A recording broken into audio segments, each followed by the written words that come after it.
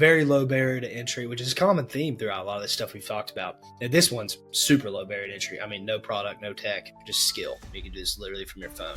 AI, rate me something in Russell Brunson's voice, and you'd be, I would say, 80% of the way there. I know a guy that makes over $100,000 a month working for an FBA coach. He runs all of his funnel, he runs his webinar and things like that, and he makes over $100,000 a month.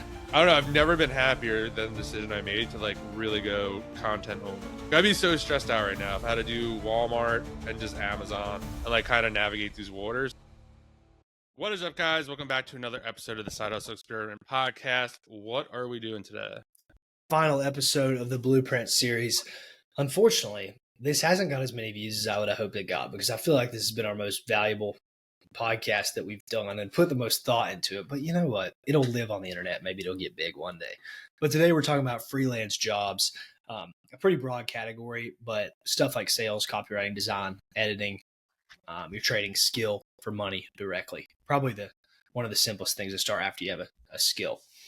I'll go over a little overview and then we'll do our normal pros, cons, upsides. And we changed it last time, but I already forgot. So we'll get into that later on. But for some background, I haven't done much of this. I've done it for free. I've consulted people for free, and I've helped people with their offer type stuff for free. And then you were a copywriter, obviously, but not really freelance because it was a job. But so I guess you never tried freelance, right? I've never tried freelance. I've helped friends, family, kind of like you, someone DMs or oh, this isn't converting, or I don't know, and it's hey, I just looked at your website, do this, do that, kind of thing. So not enough. Here's $5,000 to rewrite my website. But personally, I've worked with a bunch of these people. I've worked with somebody that we're going to have on soon. I was just talking about the design my funnel for an offer I built, this type of thing. I know somebody who does sales, high ticket sales, a bunch of people that do high ticket sales. So I have a decent background of what this is.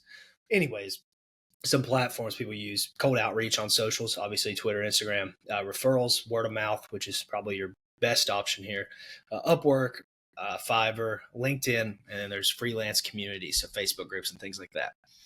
Overall, you just get money by getting clients and then delivering a result, or not delivering a result. Maybe you just get paid up front, but you can do rev splits, or you can just do, a simple retainer. This is great for people with a skill, low capital, and willingness to hustle. That was my AI note there at the end. Willingness to hustle. I guess you have to do that no matter what. But do you want to give any more overview on that?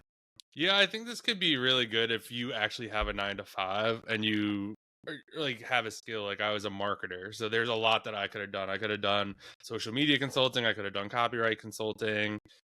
I guess technically now we could probably do podcast consulting. I mean, we did pass 100 episodes. I think sometimes a lot of people overthink it, where it's just I always like to give the analogy of when you talk to a friend. So if I talk to one of my friends and I was like, hey, man, he's like, I want to start a podcast. And you're he's like, oh my God. And you're like, oh, wow, I guess not everyone knows this. So I think a lot of people overthink stuff like that. But I think it's a really easy way to get started. And it's really easy. There's always, I feel in the service kind of space, everyone could always use help with marketing or an outsider's perspective. I guess you could, if you wanted to break it down more, you could do accounting and stuff like that, which gets really sticky. So I think it's a really good opportunity for most people if you just want to generate cash and don't want to spend any money. Yep. And I forgot to include, this kind of, I guess we'll include agency type stuff in here, because this stuff evolves into an agency if you get good enough, get a big enough thing. It's technically like an agency, but you can just also do freelance. So that's all combined in one. And also, guys, we've probably missed tons of different business models, but this is what we kind of know about. So that's why we've talked about over these 4 episodes. We've missed AI stuff. We've missed tons of things like that. But I don't know about you, but I don't know a ton about that thing. So why would we even speak on that? All I know is the future, supposedly. Yeah, it's the future. Anyways, we'll get into the pros. Very low barrier to entry, which is a common theme throughout a lot of the stuff we've talked about. And this one's super low barrier to entry. No product, no tech, just skill. You can do this literally from your phone.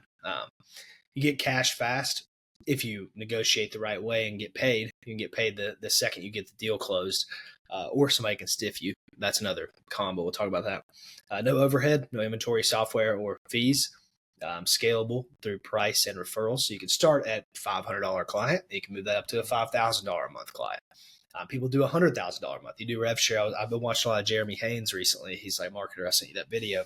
He tries to get $100,000 a month per client. And if you get like 10 of those, you make $1 million a month. And he needs to get his client to $1 million a month so he can take 10%, which is a cool way that he's done that. He has like an agency marketing model. Yeah. And my next note here, can transition into agency or info product. You can also turn your skill. I know a lot of people learn these skills. They're like, hey, one of the biggest one, Mason Cardinal, he's a copywriter, but he runs an offer. I don't even know, probably does over $500,000, over $1 million a month from copywriting.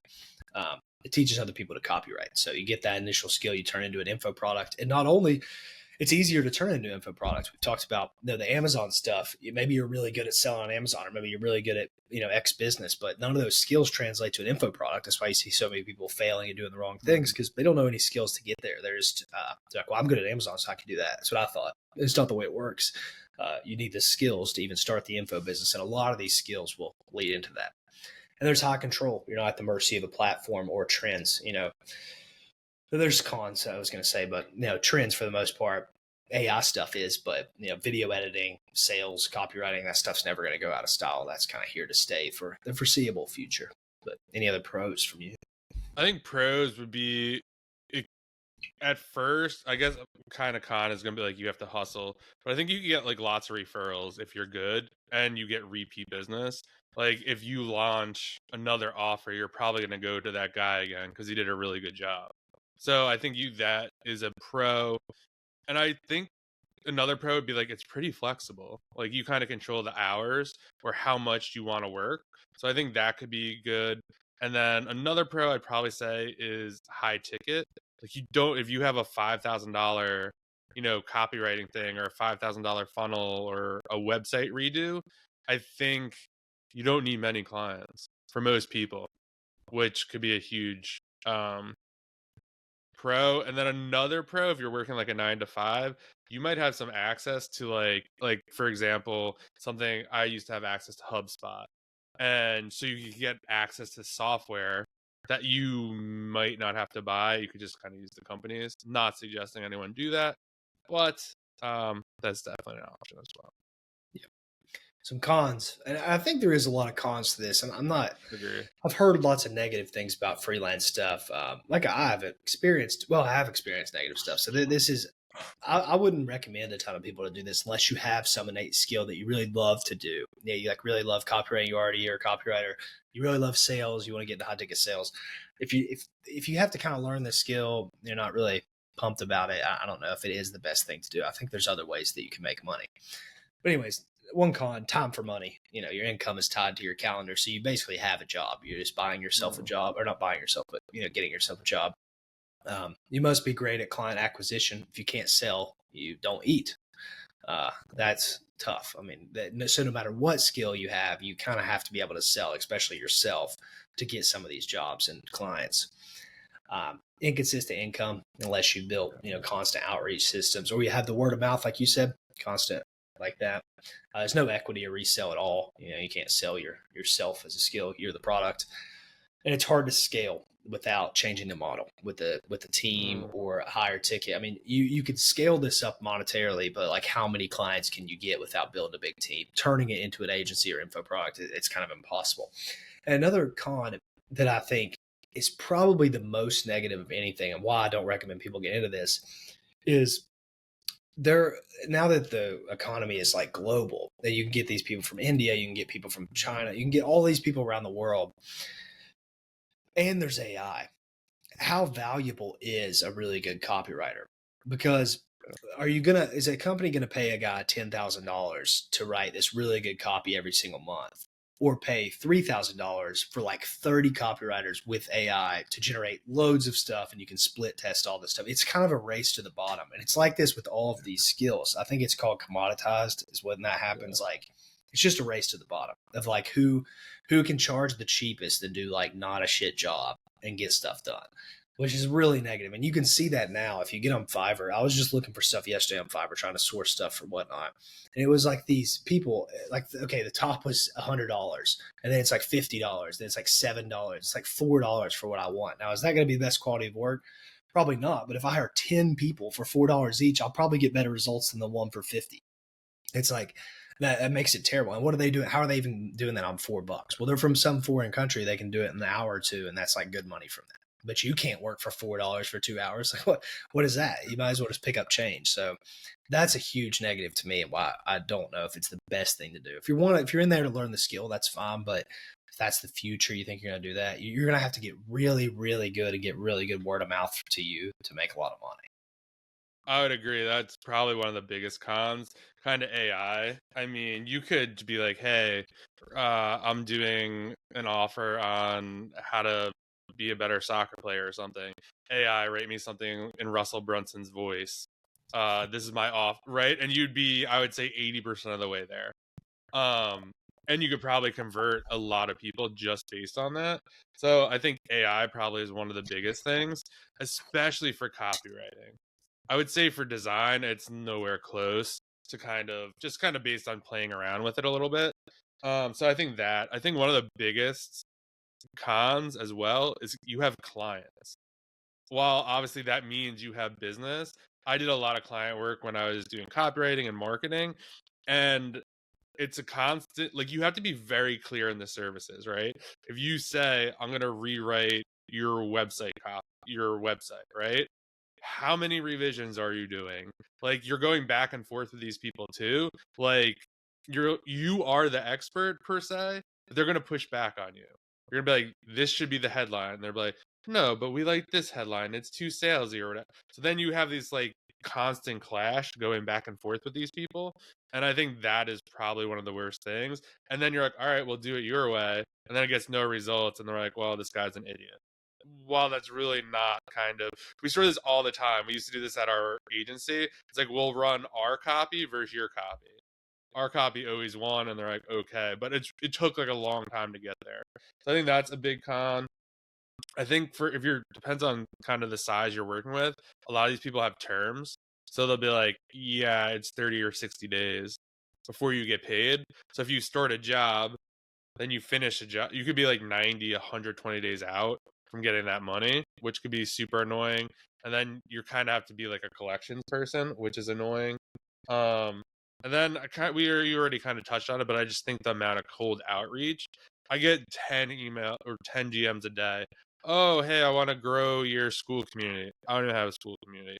Hey, like, do you want us to optimize the YouTube titles of your podcast? Like, it's just a lot of pitching, and I just like delete all of them. But I think it kind of has like a bad rap where it's like, I don't even know these people and I just delete them all now. So I think that coldness is like, it's kind of what we talked about last episode. You have to wear all the hats. Like, you got to be the sales, you got to be the accounting, you got to be the service provider, you got to keep the clients happy. There's just a lot you need to juggle. Yeah, and on that note, I think this is something that I talk about this with you a ton of like, it, I don't know, people think, okay, I'm going to do this one skill for somebody, or I'm going to do this one thing and then it's going to work out. But the problem is all these things, like to get a sale, there's a ton of stuff in the whole chain of the sales cycle. So let's say you're a copywriter, and I'm sure you went through this when you worked. You wrote really good copy for somebody. Let's say it generated like a 10%, 20% click through rate, something ridiculous to get people in. Well, if their sales team or like their product on the other side sucks, well, then you suck because now you didn't get any conversions, but that has nothing to do with you. And you're going to try to communicate, hey, you got to get a better sales team. Like, this isn't very good. Or the exact opposite can happen. Maybe you have a copywriter or some front end marketer type person that pulls all these leads in that just suck, that have no intent, they're just curious. They're just there. And the salespeople are like, why do all these leads suck? Like, they don't even know what they're buying. Well, how do you fix that whole chain? That's very difficult. And you can take on clients and people can say, hey man, you're getting no results for us. Man, you've talked about this, like it's kind of happened to us at times. It's like, well, that's not our fault. We're providing the service we're providing, but like your shit's really messed up everywhere else. So that's not our problem. That's your problem. So that but you're not going to be able to say that to a client because they're just going to go, Yeah. well, all right, we'll fire you. We'll get somebody else that'll say that. That's another huge problem too.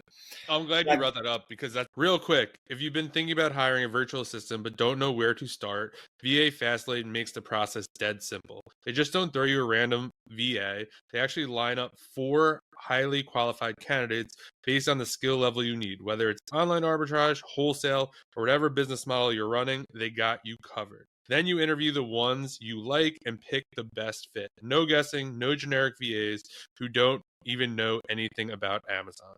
And it works whether you're just starting out or running a full-blown operation. They offer both part-time, 20 hours a week, and full-time, 40 hours a week. Plus, they've already placed over 140 VAs for Amazon sellers, and they offer free unlimited replacements. So if someone isn't the right fit down the line, you're covered. It's run by Carter Maxwell. You've heard of him on the show, and he's built a team so dialed in, he only spends 4 to 5 hours a week on his own Amazon business. So if you're ready to scale with a VA who's trained, proven, and backed by a solid system, book a free call at the link below and talk to Carter. And make sure to ask about the special offer for the Side Hustle Experiment listeners. That's exactly what we were doing. We were generating leads for insurance companies. So basically they wanted basically salespeople. So we'd write an email oh, we got this PDF, this is the email script that closed $1 million clients or whatever. So they do that. I'm like, hey, my email generated you 100 leads. And they're like, well, we didn't close any of the leads. And it's my job was to generate you the leads, to write copy that generated these leads. Or what you were saying, it's oh, it's a low, they're not converting or whatever. So then it's you just play around. It's okay, you already know, but you mess around with the form. It's we were only asking for first name, last name, email. Now we're going to do phone number, how much you make. So not as many people are going to enter that information. But you sometimes with some clients, you don't even get to that stage. You generate 100 leads, none of them close. You're an idiot. I'm done. Mm-hmm. So it's a really hard, even if you do your job, or it could go the other way, especially that's where it gets really sticky. I generate Drew 100 leads. He's none of these convert. I'm not paying you. And it's I already did all this work. And you're well, you said you generate, you have to be very clear that I said I would generate you leads, not contracted agents, not whatever course sales or whatever. My job is to generate you leads or increase your conversion rate, and what you do with that, that's on you. Yep. I'm so surprised that we know what we're talking about as much of this. I thought about this pod today. I'm maybe we don't have a ton to say on this, but we're 16 minutes in, and I think this is that's one of the main reasons I didn't do freelance copywriting.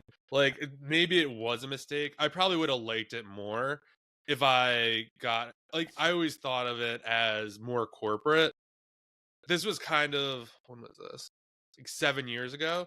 I would have probably loved to work with an Amazon FBA coach and write their copy if I understood and it was still a good offer and stuff like that. So I always thought that could have been a great opportunity, but it goes to client work. You have to set it up. They want to do phone calls. It's just so annoying. And that's kind of why I got out of working a 9 to 5. Even as a 9 to 5 person, you still have to deal with the client. The salesperson gets the money, then you have to service the client, and then the client's mad. They go to the sales rep, and the sales rep's mad. It's just so annoying. And it's bro, I did my job. You sold them a false bag of goods. That's not my problem. Yep. So I do think there's always that when you're doing this service-based business, or where I worked, you had to pay up front unless you locked in a year-long contract to kind of avoid we did all this work. Yep. Now we're not going to get paid. Well, let's talk about some high upside stuff because there is some high upside. Just kind of best case scenario, what happens here? There's insane short-term cash potential. So people can close. You think about if you have a 5K offer where you do build somebody's landing page and you can get 5 people in a month, and this is not a ton of work you're doing. You just made $25,000, and this is pure profit. So this can can have high influx months if you just get lucky with getting the right people, which is huge. I mean, that's not a lot of things you can do that fast, and especially if you're already good at something. To them, this seems like a massive deal, but to you, you're I can bang this out in a day, so it doesn't really matter to me. So I think that is a huge upside. It's a good stepping stone into higher leverage stuff like info and agency things. I mean, as much as I don't recommend this to people very much, I do think if I had to go back, I wish I would have kind of started this a little bit, at least learn to outreach, to get told no, to get people to delete my message, reach out, get on sales calls, try to pitch myself. I think that's like invaluable skills there. And if you can learn that stuff, you can just take it into so many different things. And I learned a lot just for doing free work for people and building somebody's funnel and doing these type of things. Like I wasn't very good at it, but I'm going to just do it just so I can get the experience and write, sales letters and things like that. It's very low stress to start. I think you just learn the skill and then, pretty simple type of thing. I don't think you're not leveraging money. You're not leveraging like tons and tons of time, I guess. So low stress, and you can freelance anonymously. You can do it. You don't have to have a public facing thing. You can just be some anon guy. I see guys on Twitter all the time that don't even have profile pictures that just, I just built this for this person. They paid me $20K. Or you can build in public. And as you build in public, which are the guys that I think make a lot of money doing this. I know a guy that makes over $100,000 a month working for an FBA coach. He runs all of his funnel. He runs his webinar and things like that. And he makes over $100,000 a month because they split it in a good way. $100,000 profit a month just for building funnels. And that's pretty good. And you grow your personal brand so you can launch an info product. And that's exactly what he did. Probably made another $500,000. So this guy made a lot of money doing this exact type of thing with copyright. That's pretty interesting. I think some other big upside is it could be very repeatable. So if I make an FBA offer for you, it's going to be the same for someone else pretty much. Like the copy could be pretty much the same. Like when we did a lot of copy, you're just changing the headlines. For an FBA person who's going to start an Amazon business, they all want the same thing. They don't want a 9 to 5. They want financial freedom, like all the shit that like you see all over Instagram.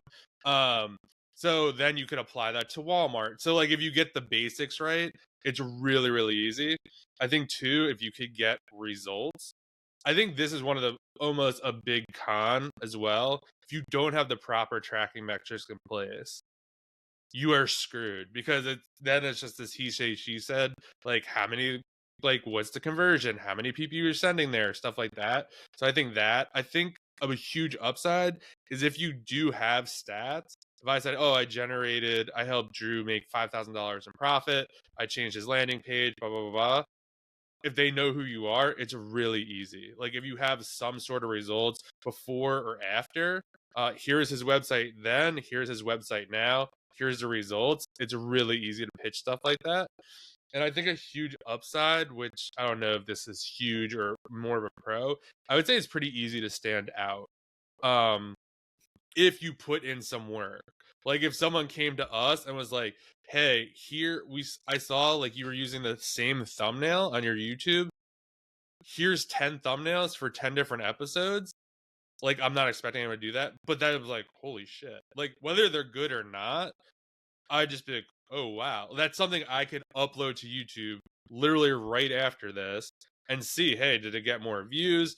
Or just see what they're like. A lot of the time you get like this like generic Loom video or hey, like I work with blah blah blah people you've never heard of before. Or I've gotten it like a lot of times like I work with Miles, I work with Amazon Lit, and it's like no you don't do. Like you have like one follower. Like there's no way.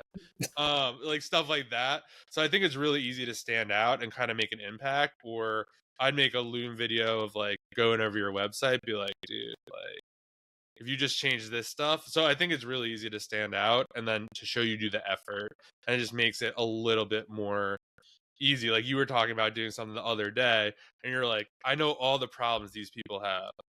So like if you were like, bro, I bet people are churning, I bet this, I bet that, then they'd be like, shit, all this is happening. Like this guy really knows, or I'm willing to hop on the phone with him to see how much he knows about this. So I think it's really easy to stand out and get kind of attention and maybe book a high ticket job. Yeah, 100%. If you know what you're talking about, if you can speak the person's language and like articulate their problems, if they don't even really know that they're having, they can't even articulate these problems or understand why these problems are happening, but you can articulate it. Yeah, you have a free and clear path to make a ton of money, which I think is maybe I will do that in the future. I would just have to find somebody that I would want to work with that have, the right type of problems. And what I'm running into now, so this is a bit off topic, but we'll get back into the freelance stuff a little bit. We've kind of said everything there is. We can kind of just chat, and we're going to do too on this episode. I think we should do an overview of everything we've talked about in the last 4. I don't want to make a dedicated episode, but we could. I don't know. We'll probably talk about that too. But yeah, I'm running into now, and this is kind of, I guess, one of these cons that's happening right now. Is I've joined these groups. I've got up with some of these people in this in the whatnot niche, and I do think there's huge, like, someone can be the Ty Lopez, the Miles, these type of guys who generate tons of money in these coaching spaces of whatnot, because there's not anybody doing it right now. And the sales message there is really easy, in my opinion, because it's so simple to start, like easier than anything else. And the profit is so high. Buy stuff for $1, sell it for $3, you're making $1.50. So there's not much like that on the whole internet. But my problem is I don't think people see the vision. Like, they don't believe in themselves enough to know, okay, I can do this. I can be like not 20K a month, not 50K a month, but you can make like 400, 500 grand a month doing this, like being the first mover on this. And then 2, they just are just non-responsive. Like, I'm joining some of this stuff and I'm like, hey, do you want to get on a call? You want to do this? And it's just like, don't even reply. I just don't even care. And then it makes me think, well, I'm definitely not going to do this with this guy because he won't even reply to me. If I give him 50 clients for coaching, we're going to get so many refunds. It's not even going to be worth it because he's not even replying to me. He's definitely not going to reply to these coaching clients. So it's just like difficult to find the right person for the job. And you don't want to be picky because you got to get a client. But me, I can be picky because I don't need the money. But I couldn't imagine someone just going through this. And I have some social status on the internet. So people can look me up and know who I am. But if you're somebody who has no followers and you don't have any money, I can see where that would just be like a minefield going through of how many people are going to screw you, how many people are going to be terrible to work with. And then it's like, are you even good enough to really produce results? Very difficult learning curve to get over and just building your confidence up. As I'm experiencing it right now, of like, I don't even know how I'm going to make this work because all these people are just no self-belief or not self-belief, but they don't see the vision. Like, I can see the vision of it. They just kind of are like, okay, I'm just going to keep doing what I'm doing. I got to sell them the vision. I guess that's my fault, but it's difficult. Yeah, I think that's the hard part too. And we've talked about this prior when you're kind of like, you almost think everyone's like you. Like, oh, everyone wants a $500,000 whatnot. Like, imagine doing $500,000 in a month on whatnot. And for us, we're like, oh shit, like this is what you do, blah blah blah. And then other people are like, dude, that's not, like, I don't even want anywhere close to that. So like, you almost have to find someone that matches your vision or has that much ambition as well.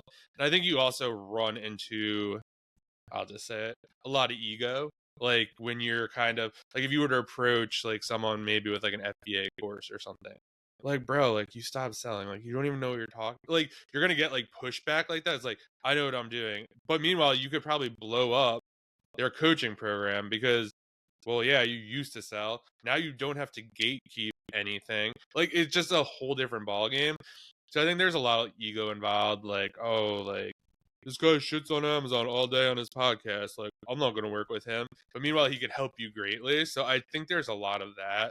I think going back to the whatnot thing, now that I think about it, I think a lot of people might, which is a huge advantage, I think, for most people who are doing it. I know you're kind of talking about like helping people blow up an offer in the space, but I think for most people to start whatnot, I think people hate sales and the idea of them just having to sell. Be on camera, be like, hey, look at this phone, everyone, let's go, let's go. Like, I think a lot of people, that's not natural for them.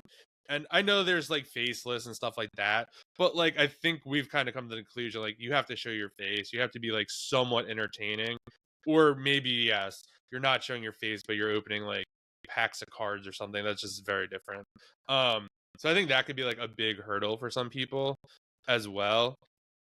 But yeah, I understand what you're saying. And you want to work with the right person too. Like, you don't want to partner with someone and then you're like, oh man, like, this guy, like, full of shit. Like, this is not good. So I think it's really hard to kind of find like the perfect person to kind of do that with. But I don't know. Yeah, the perfect person right now is Levy. So Levy, if you're somehow watching this, dude, I will make you so rich. I reached out to him, and but he has some other plans in the works. But I would love to work with him because I think he's like absolutely killing it, and I do think that me and him could make loads of money. And I will keep I will keep insisting until he blocks me, just because I enjoy talking to him too. He's around my age; it will work. But yeah, the thing about the sales, getting on camera and selling stuff, you think that because you know a lot about stuff, but if somebody doesn't know a lot, they don't really know that that's it. You have to reframe it to where that's not what it is.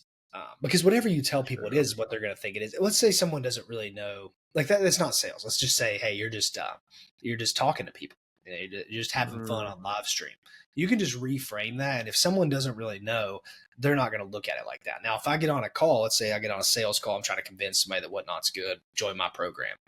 And I say, yeah, you just got to learn sales skills and be like really entertaining, or no one's going to watch your shit. Then they're going to go, okay, well, that seems really difficult.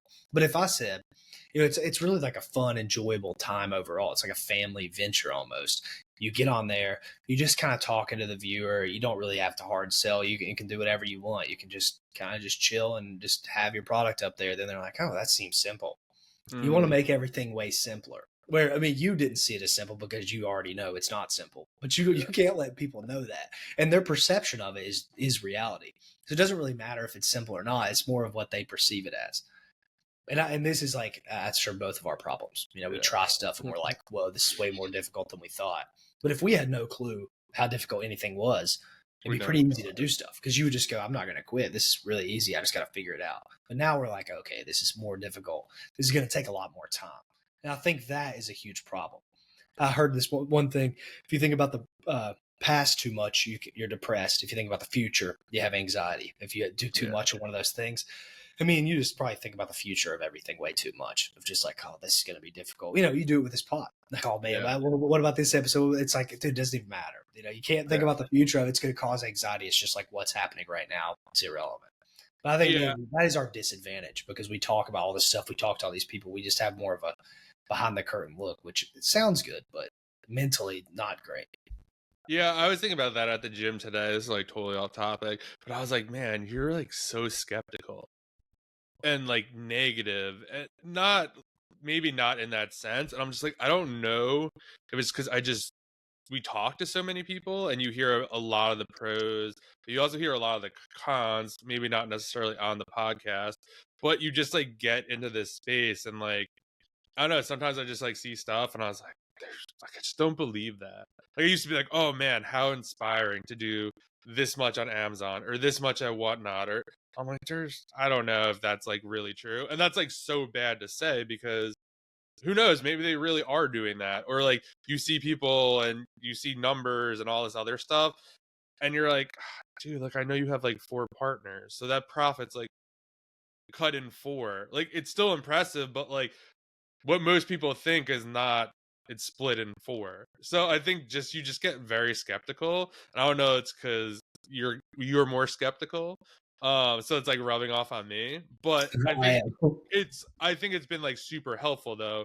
It's kind of kept me out of some other businesses or like shiny object syndrome. I heard this on a podcast and I listen to a ton of podcasts. And this one thing has like stuck with me. Might have been the corner office. Uh Maybe. Anyway, he was saying that if like when you're entrepreneurial, like you go to a restaurant and you're like, man, if they would do this and that and offer this, like it'd be so much better if they would just do that. And you're like, and then you're like, oh, maybe I'll open a restaurant and do like all those things. But he's like, what you don't realize is they probably tried all those things. And there's a reason that they do it in this order. And you don't know that because they've done it for 20 years. And that's not to say that like you shouldn't like put a new spin on something or try something, but like most of the time, you're like, oh, these people are so dumb. If I own this, I would do. And it's like they probably tried to do that, or like it's like, oh, you should just go sell on Walmart, right? So easy to like go do that, but you know from selling on Amazon, like there's all this bad shit that's gonna happen and you're like, oh, I would do this different, or like, or coaching or whatever. It's like, well, I would never do a high ticket. I would only do low ticket. And then you're like, well, someone probably did that. And there's a reason why they only do high ticket now. And we would say we only would do high ticket because we've done low ticket. We've run like free groups. Like we know why that sucks, and like no matter how you spin it, it's just better to do high ticket. So I think that's always a thing where you're like, oh, I do this different or that different, but the chances are someone else has already tried it, and there's a reason they do what they do.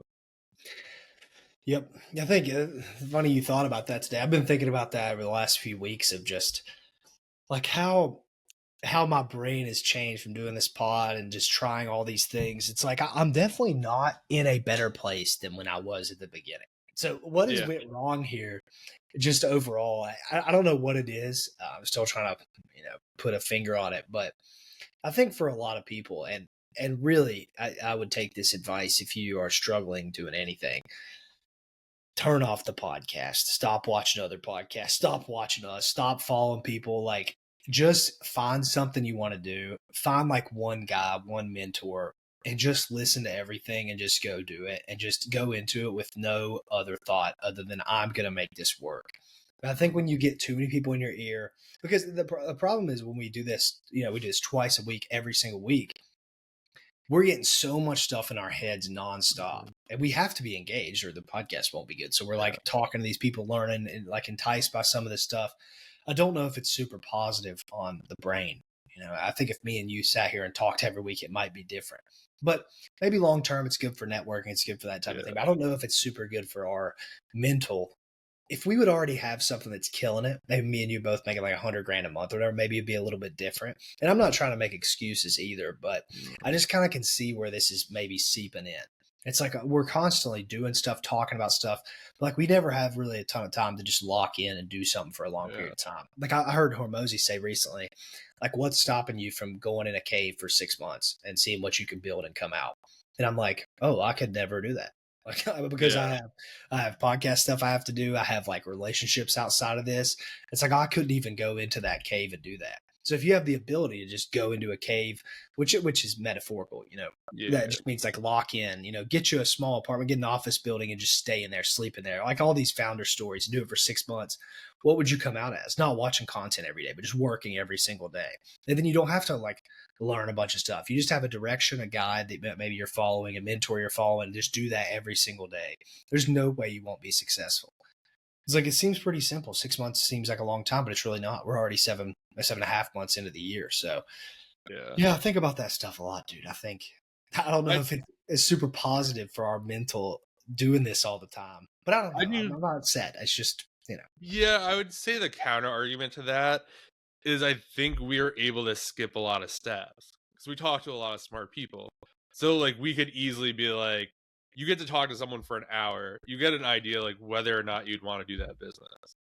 Or like you see the pros, you see the con. So we don't have to try it. We could literally talk to someone and figure out, yeah, this probably isn't for me. Or like we get off the pod and then it's like, wow, like, when we interviewed Cody like 8 months ago or a year ago, like we both opened Walmart accounts and then like I don't know, maybe within 48 hours, like, yeah, no, this isn't the path or whatever for us. But then it just, you don't know what you don't know.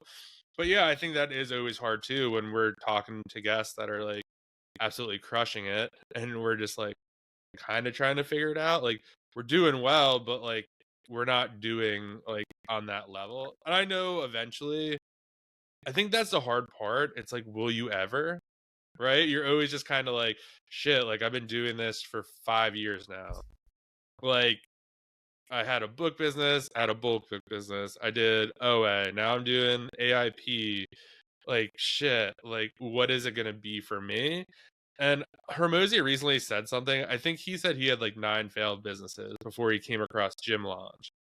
And I was like, okay, like I guess you have to like taste some stuff, do some stuff. Reselling sounded like an amazing, like it was like I think one of the things we said on the other podcast, like you don't really get much from having a reselling business, and there's not much you could take away. For me, like I guess what I forgot to mention was like, well, I got to take money out of the business and live, not have to work a 9 to 5. So like, yes, that's a big benefit. But I feel like outside of that, it's like, man, like if I knew what I knew now, I probably would have never started reselling. I would have tried to tackle I do think about that sometimes. Like, maybe you should try to tackle a bigger problem because the upside, like, there's so much more work, but then, like, how much work is it to sell on Amazon? And then have to pivot to Walmart, and then have to pivot to this, and then to that. Like, if you just tried to solve a big problem, like, and not really seen anything for 5 years, and then like year 6, it's like, oh shit, like, I see this. This is starting to work and build. I don't know. That's kind of like just a random rant, but that's kind of how I think. It's like, maybe you should try to like work on something more complicated. Yeah, but yeah, I think the one thing that keeps me going is like what you said there with the 5 years and the 6. Maybe you see like a lot of work. I haven't done super well with anything except for crypto, like a few months earlier this year, and yeah, for the people, I'm completely out of the crypto, not even paying attention to it at all. And I think if you're thinking about getting into crypto, don't, because I think that has done stuff to my brain too, very bad. Like dopamine wise, I mean, you make $8,000 in 4 minutes, and then you lose $4,000 in a minute, and like that type of stuff. I don't know if that is the best thing for your brain, because it's very difficult now for me to do work that is not like super dopamine intensive. I don't think that's the best thing to do. And I don't think I should have done it. Now, if I would have got rich off of it, I'd be sitting here singing a different tune. But for the normal person, and if you don't have an edge, like I didn't have a specific edge that was making me money, I don't know if that's even worth it to do that. Now, the money is there. You can make $10 million in a year easier than anything else ever if you can figure it out. But what it does to your brain and your dopamine, I don't know how long it takes to recover from that stuff. And I definitely see that myself now of like, oh, I have like existential dread because I'm not Mm. trading every day getting dopamine. You think YouTube shorts and TikTok is giving you dopamine problems? Try trading crypto. That will definitely give you dopamine problems. But anyways, my point of that was I think that the only thing that keeps me going hardcore right now, of just like I got to keep trying stuff, I got to keep doing stuff, is just knowing, and I can't unsee this, that I can make loads of money really really fast. Mm-hmm. And if you're, and Yeah. I'm always a proponent of it being a vertical where you can make tons of money really fast. And if you're not, I do think you're like largely wasting your time because you could just have a job. So I think if there's no exponential upside to what you're doing in any way, shape, or form, I don't know if it's even worth it. But I keep trying to think of that, of like, no matter what I do, if I can start ripping on whatnot really fast, and I can launch my own program, and I know I can make like 100 grand in a week. I know that there is that potential, and that's not super far away. That could be like 1 or 2 months away. That's as simple as that is. So stuff can happen really fast, but you just have to stay in the game, be in an avenue where that can happen. And if you're not, I don't know. That's what I'm like. I got to stay away from that type of stuff because you know I don't know if it's worth the time. You got to be I, able to make a lot of money. yeah, I think now that I'm like thinking through this, like one of the reasons I think it's like so difficult is like Hermosi was talking, is like you never start from scratch. So when you never start from scratch and you know a bunch of stuff, it makes it so much harder to pick the next thing because you already know the downsides, the upsides, and you can just make all these assumptions. So like you kind of don't try, I guess you could say. But so it makes it harder to find that, I guess, edge or the thing that you're willing to commit to. And I think one of the things and we're seeing this, or you're probably not, but like I'm seeing it from like resellers. It's like Walmart is like a total nosedive at this point. Like that was Yeah, supposed to be the savior. And I've said it before in this podcast. I was like, I hope this is not true, but I think it goes to shit twice as fast as Amazon does because everyone's going over there. And I think it's similar to what we were just talking about. It's like Walmart's probably like, we're not going to charge a fee. We're going to let people sell anything. We're not going to have ungates. And it's like, oh, like this is why Amazon does that. Like we should probably start doing that. And like we're seeing 50, you have to 50 things to get ungated. Like people just got suspended for a stupid glitch. Like you can't sell the vitamins and toys and all this shit now. And it's like, well, here we are. So I think there's always stuff like that where it's just like, wow, like it's I don't know if it's like scary or things are just changing. Like for me, it just seemed crazy that like, oh man, all I have to do is sell on Amazon. All I have to do is sell books on Amazon, and like I can make a living. I could just do OA, and now it's like, bro, you need to be on like 3 or 4 different platforms. And like you have no idea what's going to happen. And then like what does that mean? That's like 3 or 4 different sets of softwares, 3 or 4 different things to track. Like it's just an absolute nightmare. And I think a lot of people are seeing that and it's like, huh, like what the hell am I gonna do? Like what is that other opportunity? Or do you just have to do all 4 or 5 platforms? And it's like, well, do you want to do that? Like, I Yeah. don't know. I mean, on the Walmart stuff, dude, people are just retarded. Like, I think people just have no clue. Like, I'm not some super genius when I'm here talking about, like, I predict these type of things and then these things play out like very close to what I'm predicting. It's not because I'm some genius or I'm some fortune teller in the future.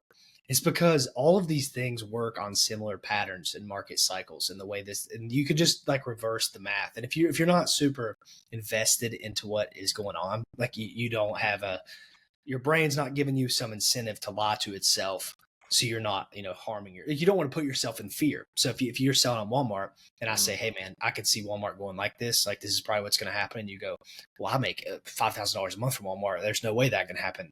Your brain will lie to you and say, no, that guy's just wrong. But I don't look at it like that because I'm not invested into any of these things emotionally. If you just look at it from a logical standpoint, duh, that was going to happen. That's just how the things work. What did you think was going to happen? And on the whatnot, I'm really big on the whatnot thing right now. I'm not under the assumption that there will be no more fees added to whatnot, that it will not become way more difficult to sell. Obviously, it will. It's just these companies start these things and they obviously open incentives for everyone to do this and make it really, really easy. And they clamp down as they acquire more market share and they acquire more fees on the back end. Like everything starts free. Like I said recently, I got a Peloton and I'm trying to hook up a different thing to the Peloton. So I'm between two different platforms to use on the Peloton. One is called Z Swift, and it's the biggest bike racing app in the world, the indoor bike racing app. And it's $20 a month or $200 a year. It's been around for a pretty long time. There's this other app that's happened in the last few years called My Whoosh. And this is in Saudi Arabia, funded by Saudi Arabia, and it's free. And it's like better than Z Swift in a lot of aspects. There's some things they're still lacking and there's less users, so it's not as easy to get into a race or get into a class or whatever, but it's free. And there's no like charges in the app. Now, am I under the assumption that My Whoosh will always be free? No, dude. How is that even possible? They're not even making any money from the app. I mean, they could be like laundering money, but I doubt that's happening. So what they're doing is they're acquiring the most users possible for free, where everybody's like, get off Z Swift, come over to My Whoosh. This is better. Eventually, My Whoosh will go, hey, we're going to charge $10 a month. That's it. We just have to start making some money. And then it's like, okay, well, it's still half the price of Z Swift. And then boom, now they charge $20 a month. Well, now it's the same price. I think the graphics are a little better still on Z Swift. And now it's more, and then you just think, okay, well, this just the same thing happened. This happens in every market, whether you're talking about a bike racing app or you're talking about an online platform. And I think people just don't understand that stuff happens. But if you got to understand business, you got to understand like the market cycle, you got to understand how this stuff works, or this stuff will just hit you blindly. I haven't paid much attention to what you're saying about the Walmart stuff on Twitter, but I've saw a bunch of people ranting about it. And I'm just like, well, I think the you're gonna most learn. yeah, I think most of it gets sticky. Like it'd be easy, kind of like where you said, like, if you were in a cave and you literally sat down and analyzed your business. Don't look at anyone else, and you're just like, okay, like here's what's happening. Is it getting better? Is it getting worse? Because like what happens is you go, and I've done this, like, and I still do this. You go looking for reasons why it's still a good idea. And then you're gonna see some, info seller being like, it's fine. Like everyone else is gonna quit, and then it's gonna be a gold mine. Like just hang in there. Or this person does this despite all this and that, and it's like, yeah, dude, that's like one person out of like millions and millions of sellers. But you see that, you're like, I'm gonna be like that guy. I thought I was gonna be like freaking Amazon lit eventually, and like have this huge warehouse and all this other shit. And it's just like, bro, like then you get in it and you realize like what it takes, or like I don't know. I've never been happier than the decision I made to like really go content only. Like I'd be so stressed out right now if I had to do Walmart and just Amazon and like kind of navigate these waters. Like, how the hell do you prepare for like Q4? like not knowing if you're going to be able to sell toys, or like they just shut it off tomorrow. It's just absolutely crazy to me. And then it's just, so I think people really get, as you like to say, like lost in the sauce, where it's just like, where like you're just repeating these like messages. Like I saw someone post the other day, I don't know how, I'm not gonna like say it, but basically they were like, oh, I met with Amazon, and you know they're gonna make the ungating process easier. And it's like, I don't know, like how true is that? And it's like, it will be easier if you use this software that I own. It's like, like, huh. But everyone's like, oh, great, man, like thanks so much. And it's like, do you not just see what happened there? It's like, if you use their shit, like you don't find that weird? Or like maybe I'm just like a conspiracy but it was just like, okay, like that sounds good on paper, but like only through their thing? Like what sense does that make? Like it's so, I think like you just see these little carrots and you're like, oh yeah, yeah, yeah. And then it's just like, oh yeah, it's still a good opportunity. And it's just like, if you would just sit down and analyze, or I've said it before, like a couple podcasts ago, like just ask, is there a way I can make the same amount of money I am making reselling? For someone like Sadiq, no. For most people making like an extra 1 to 2K, probably. But like you have to decide like if that's what you want to do. Now if you love doing it, that's a whole different story. But I really, really think that everyone should like sit down and kind of do like the cave thing. Like don't log on to social media for a week and like see how it feels. When I went on, I forgot where we were. Whenever I travel, I'm like really not on social media that much.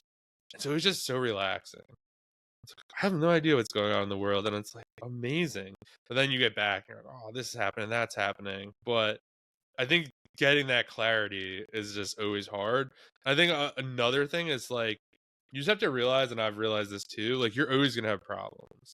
You just have to choose the problems you want to solve, and maybe the platform that's like not going to give you like, if you could just take 2 seconds and subscribe to this YouTube channel, we would greatly appreciate it. We're trying to get to 5K subscribers by the end of the year, and the more subscribers we have, the better guests we can get for you. So you literally just take 2 seconds right now, hit subscribe. It will also let you know when new episodes go live and everything we're up to. Thank you so much. This podcast, yeah, this is really, they don't want us to do this thing. He had problems yesterday. I've had problems. This is just not meant to be, but I don't know what exactly we were even talking about before, but I'll say this.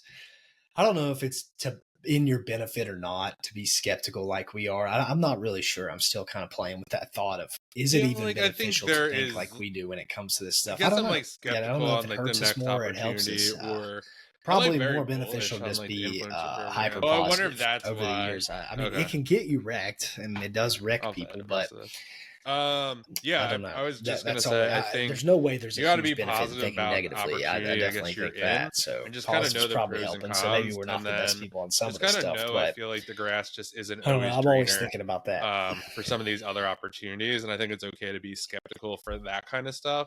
But you have to be positive, but you also have to realize there's just like some downsides, and kind of you just got to do your own thinking. I think probably the big takeaway. Yeah.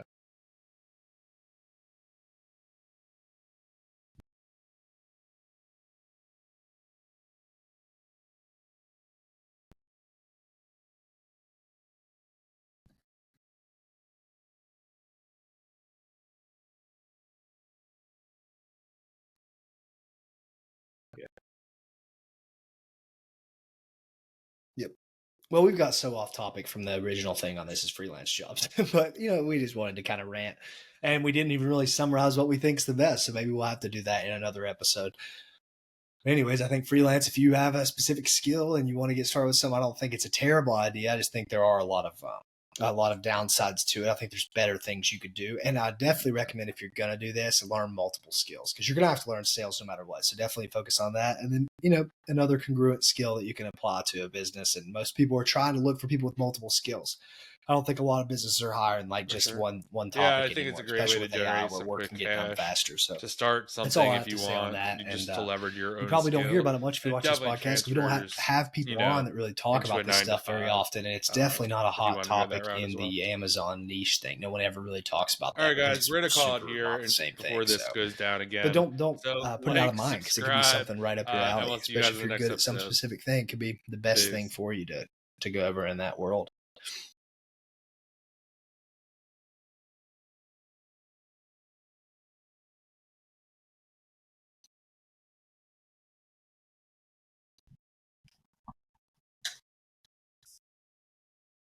Yep. Close it out.